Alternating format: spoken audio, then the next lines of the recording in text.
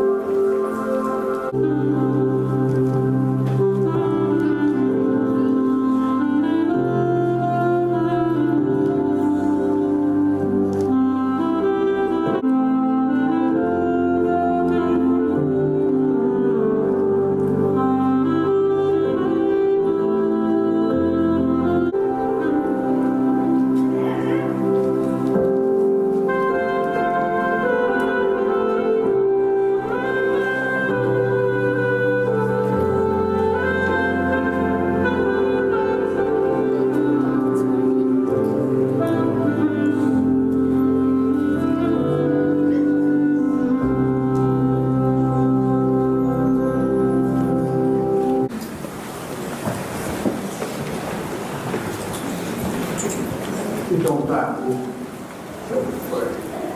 ngoài này nếu để làm quảng cáo cho nên tình thế xem số cả mình tụ ô tiền đây ba là mình xem tiền tu là mà ăn cơm không phụ được chút ai được cả mình tổng tất cái là được mình coi là còn tu luyện theo đó cho mà rất là tu luyện cái là phải sự cẩn thận cẩn thận để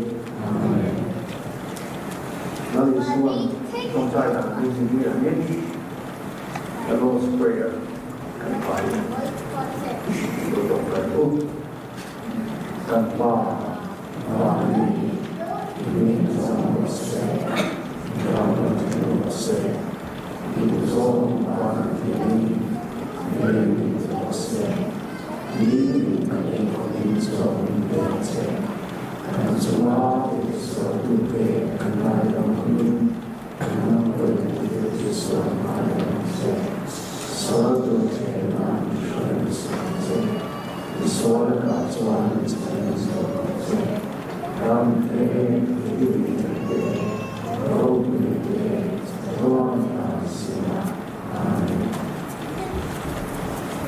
Tuna lalpa dan lalpa tidak makan bagian buatnya using song lalpa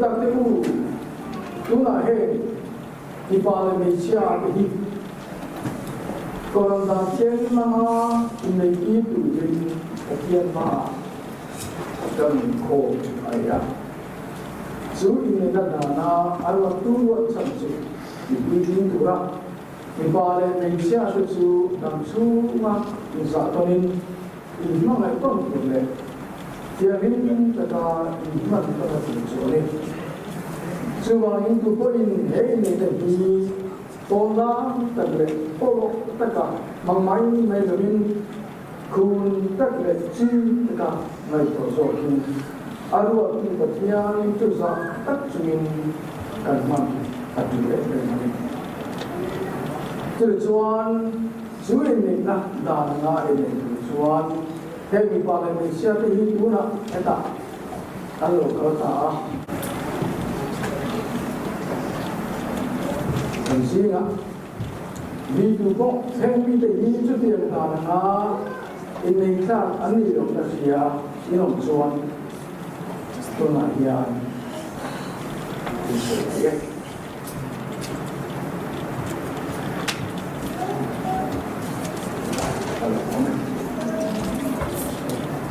tunai tadi saya dulu ani tuan tuan ko yang juga mah saya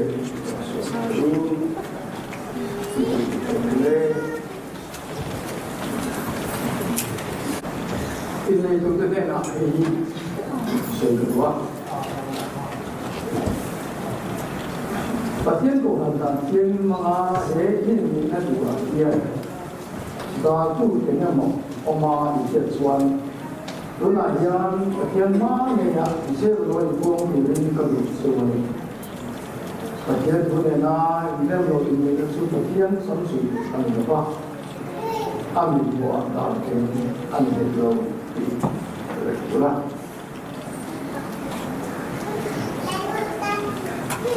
itulah lupa iPhone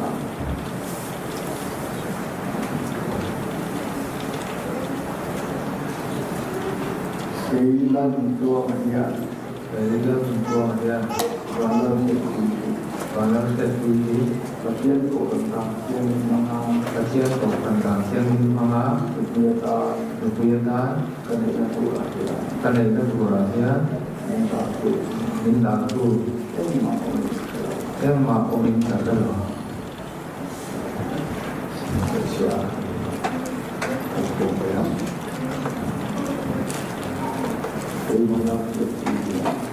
Vanlalhriatpuii Lalnuntluanga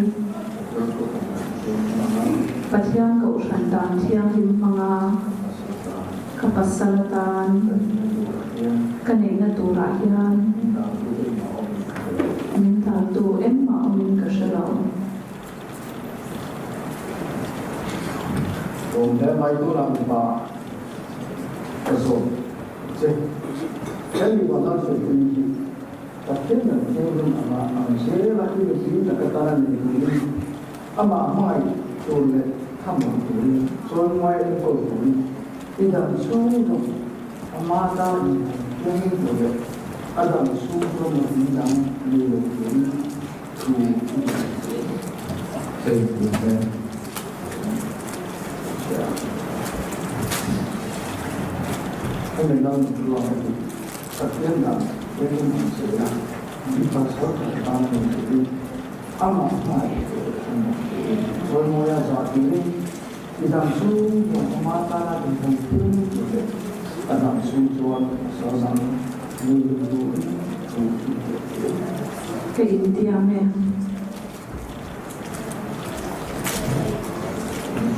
Malaysia ini anugerah itu hebat ayam sungai itu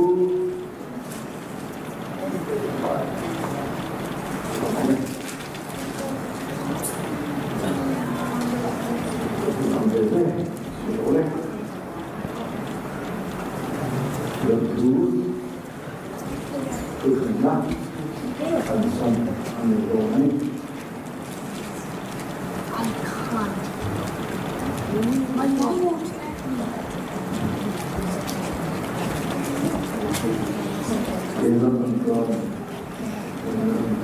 Nam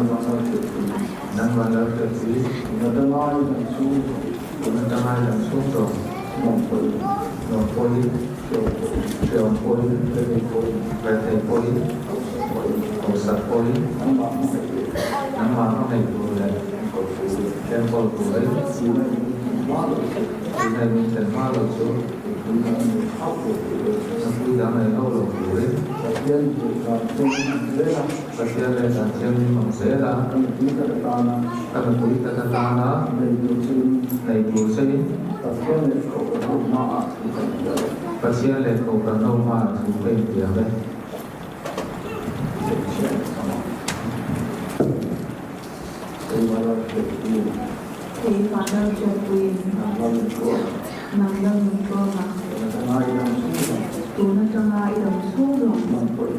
Nongpuii, Rateipuii, Hosakpuii, Shisepuii, Borsolpuii, Nangma Mahaiduye, Yurongbotuyi, Pina Chen Ma Lo Chu,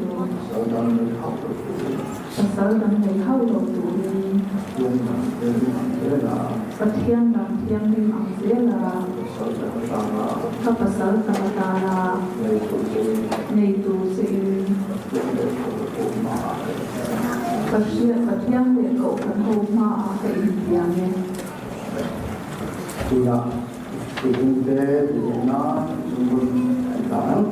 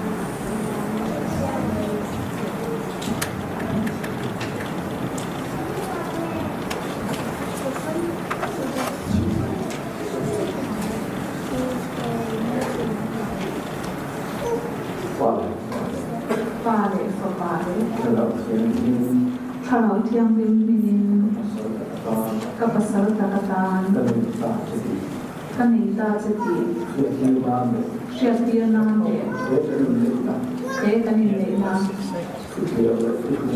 Tupiam Letupung, INNEIHNA, Ezobunhi Kapiazen.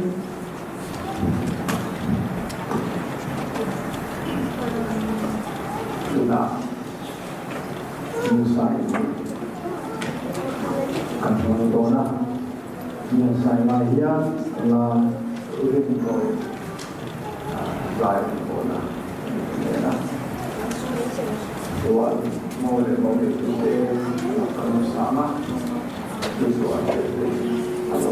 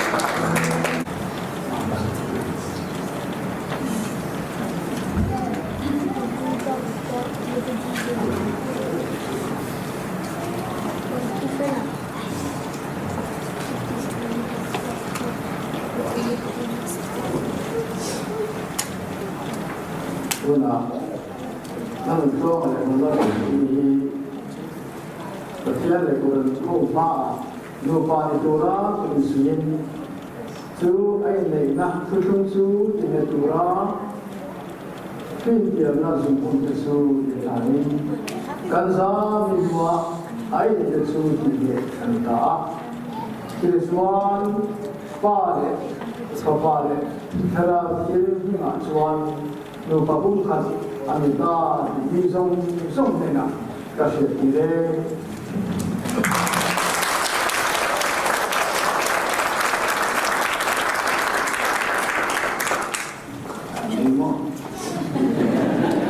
Patian azam kotsum ini sukses. Papatian cara beri patian cuan. Masuk midwal hinjau se. Indam su zong kung kata usia tu le. Kompet orang cura satu hengan ini nan. Cara masuk tize burze se. Lepas itu satu ni nak tulen mana. Tuna betul kerja.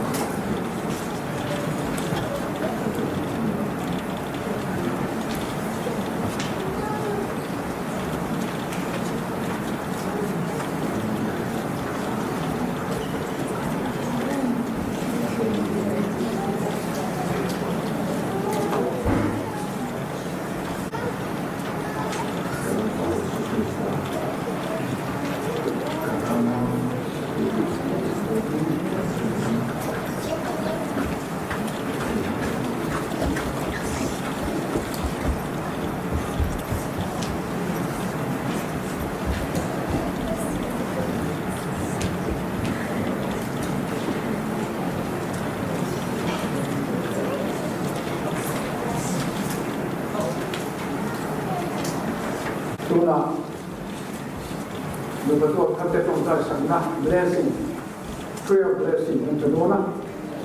Kalau yang itu cincin mai, Tuhan di kerja pastor membantu.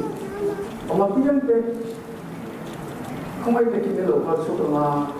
I would invite all the pastors and ministers, anyone coming to witness this new couple. I would invite, would you please come forward and lay hands on them and pray for God's blessing.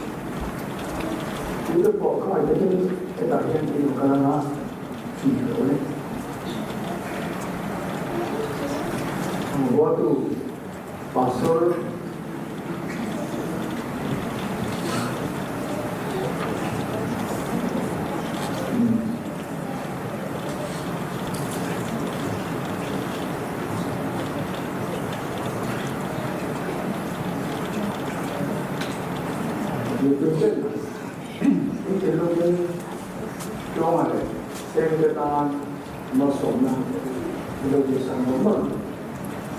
Please join with us in your heart. Any blessings for this new couple that you could ask for God.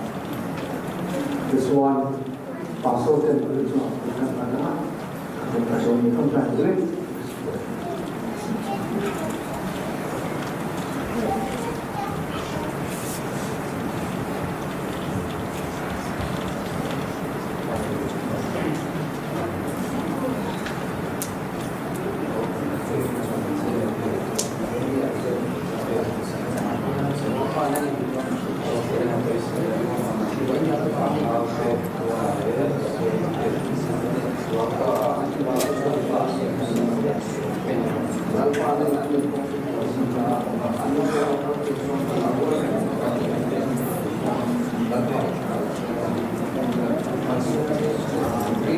Amen.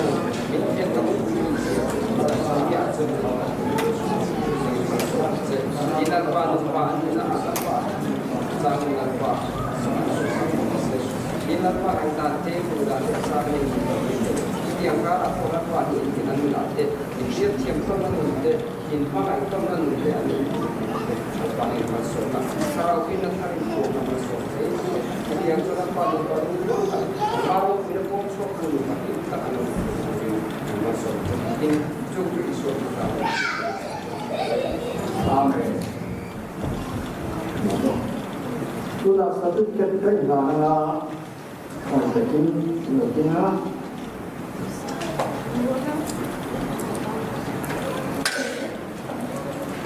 ini lekha sungguh di sekarang tertentu karena visual ini juga sama itu dia lekha ini itu akan melihat sekarang sertifikat ambil dia kita akan terus sertifikat angkau masih sesuatu yang diberikan kami dan kita semua visual ini kan karena lepas atau nanti ma lima ini nak kerana ya aneh.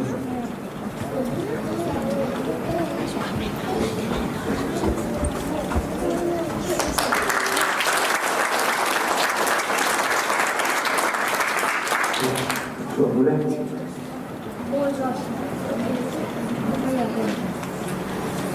Salmon. Boleh. Kelaya kenal pasien bersama Malaysia. Kesuan tadi ane tu orang disebut kan itu ane. Suang pasien asam tu within and success Hallelujah. Sana. So they are no longer two but one flesh. Therefore, what God has joined together, let no one separate. Matthew 19:6. Tiada zai dan som ama kita kan itu mana som macam mana som ini tak punya nak terjadi. Kalau ini kita cakap nasional, kalau tertentu, ya shock mereka, shock dulu. Dia dulu cuma shock orang. Kita cakap ai này thì cần lòng vui em nó sẽ rất là nghe vì sao nghe sẽ rất là nghe tên tiếng cần giờ mai gì anh đôi khi cần rồi giải chiều sự cần để đầu năm mà sẽ giải ra rồi sự cần chiều một xí đâu cái sự cần chiều một xí đâu thì hay giải đâu rồi nên chắc chắn là một cái giải chiều cũng đâu sẽ chiều là mà sẽ là itu tak kalau misalnya dia tulis kayak memang contoh kan sesuatu itu yang kami dapat pulau sama kami bisa ya stop bayar kan kalau tu kami batang dengan kandung iya dan nervous juga kan ada orang sesuatu pokok mereka masih kan siapa mengingat muat pulau na kan siapa mengingat betul Congratulations and all the best.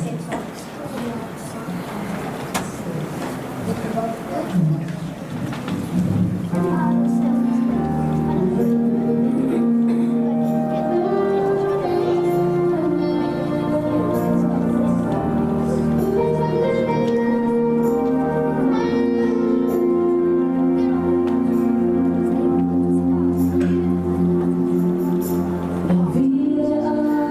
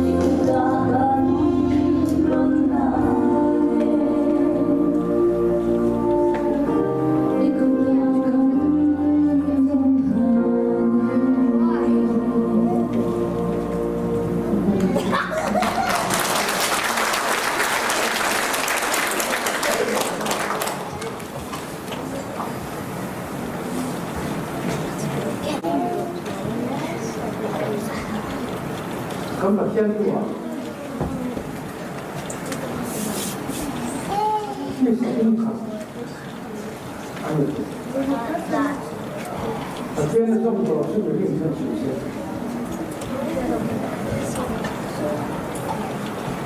One part of joy together, there's no me, no one separate.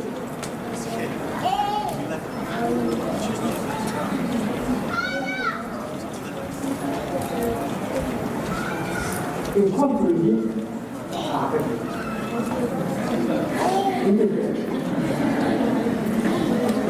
I like it. The church is coming together in conference. In company, ông đó thì cái nào có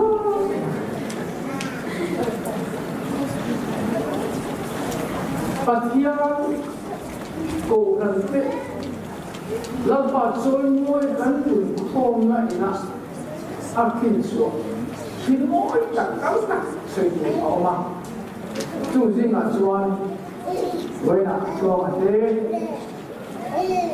xây dựng thế thì nó nupa lalpa le ko na ai siam ai sa kalapa kalapa quan du itu sam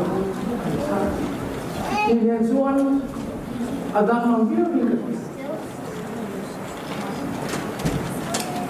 Lalpa imal sona lukian sebut juga. Tadi apa sona lagi cara saya mereka. Arti ini dia. Kuno. Nasnya boleh tu kan naikkan mo. Nampol lagi enko kan tu memang. Akan balik sampai ke dalam polis. Aku bakal istilah kau, pasien semua orang pakai pun apa lagi? Cuman sungguh ini aku tidak semua.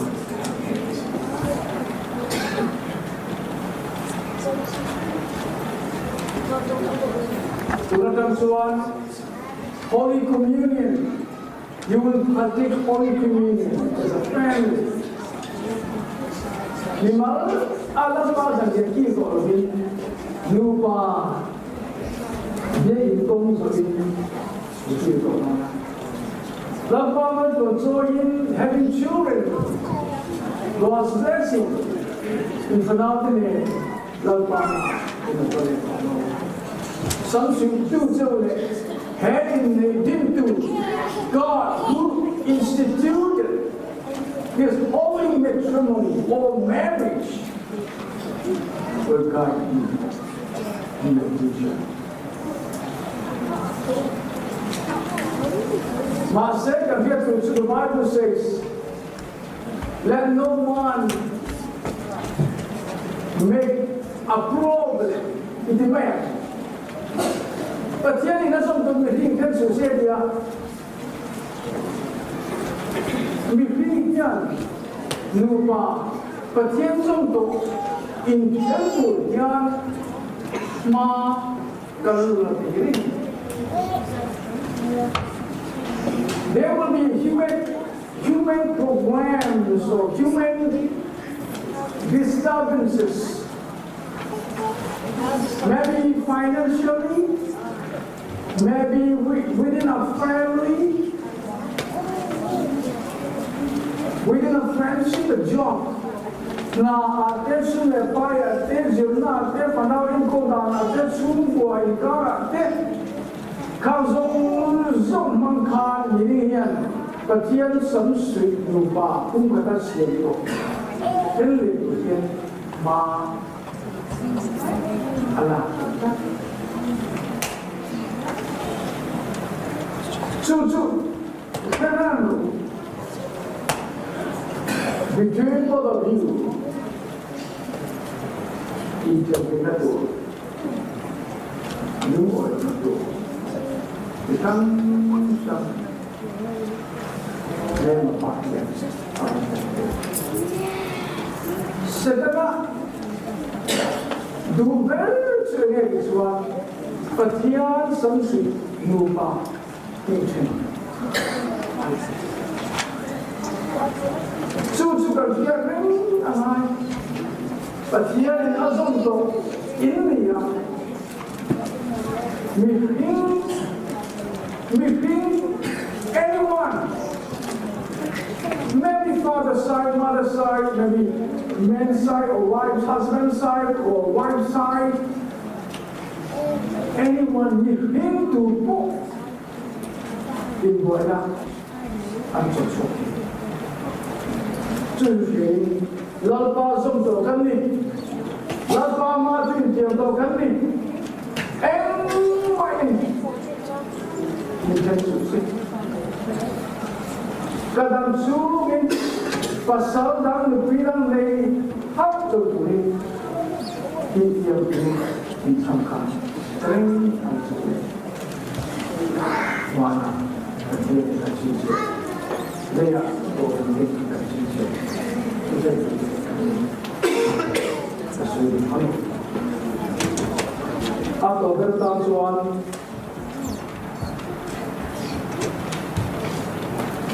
Lipa, Malaysia, semua lipa ada Malaysia pakatan ini. Patiakan, ada matakan Malaysia pati Asia lupa, Malaysia lupa, tulai kami lupa Asia lupa. God created man and female. And God did join them together. God instituted marriage. Marriage means between one man and one woman, one female and one male. That's what the Bible says.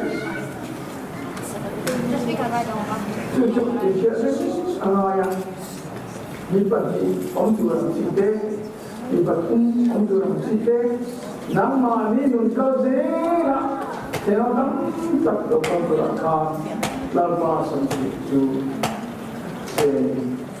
dan suara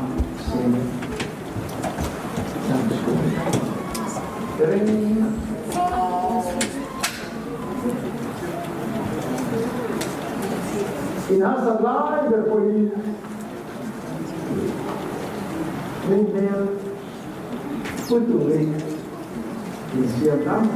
Smile, you know, even in time of struggles and pain and hardship that we can face, let us produce a smile from the Lord. Smile can come from the end. Look, I mean, like it.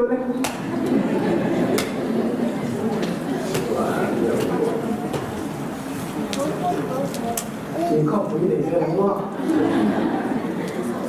Cho là vào một số các nước thành phố Việt Nam thực hiện yêu Tết sinh.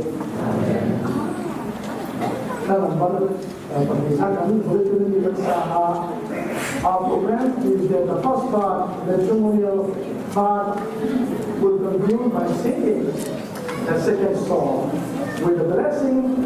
Tuan, mohon naik kau itu sudah kenal, nak? Itu dia tuan satu orang bagian ini bagian ini tuan sebelum, alu pasu, alu bina, kamu sudah alu dokter orang ini, jadi we will bless them by this song. You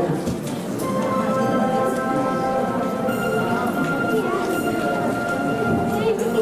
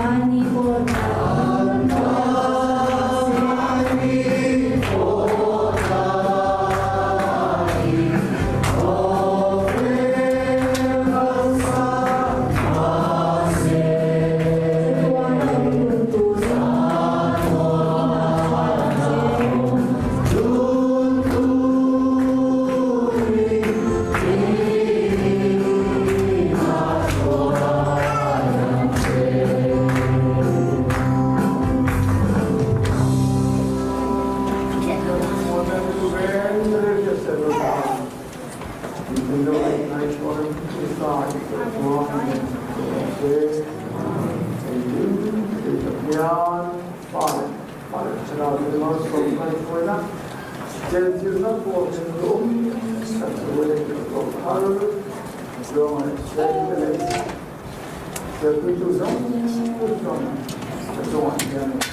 you.